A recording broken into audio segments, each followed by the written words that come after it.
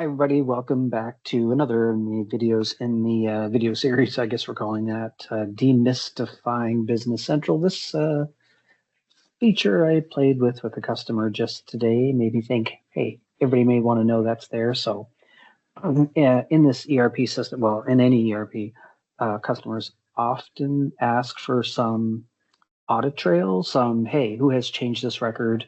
Somebody edited a vendor's address, or somebody did something and we need to find out who and when and how and why things have changed. So in Business Central, the feature you'd be describing is called changelog. It's I included all the, you don't have to purchase it as a separate product. It's a feature you already have if you have Business Central or when you have Business Central. Changelog entries, changelog setup. You can do everything you need from the changelog setup screen. When I click on that, it looks like in this company in particular, changelog is already activated. Your steps to use it, real simple. It's borders on training, a training video, but it's such a small, easy to set up feature. I think we'll just run right through it.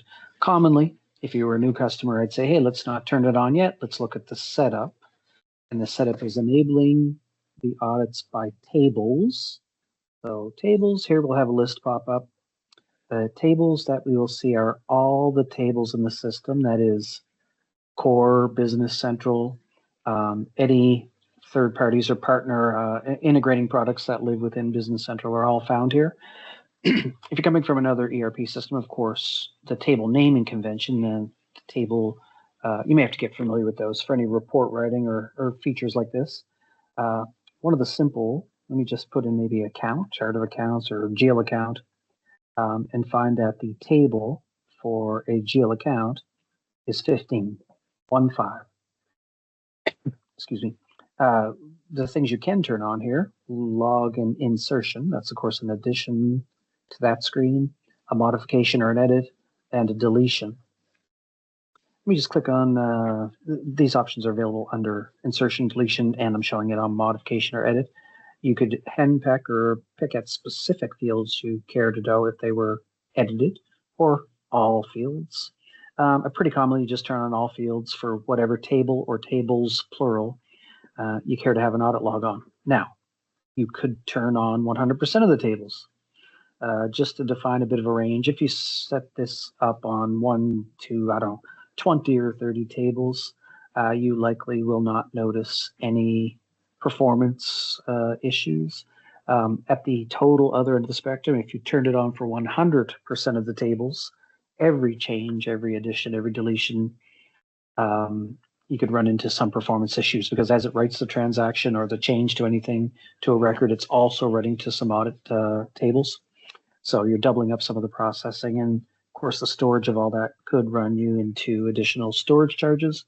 So just be wary of it. Follow what you need to set up for your use or what's important to you. Let me back on out of there. You would set that up for all of them, perhaps for our staffing customers.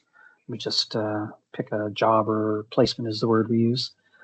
Just notice that all the Professional Advantage staffing tables are prefixed with 7031. And you'll easily identify them there if you're one of our staffing clients. We click close, we will pop on out of there. After doing all the setup, you're likely to turn it on. Again, this toggle dot is showing that this is already on or activated.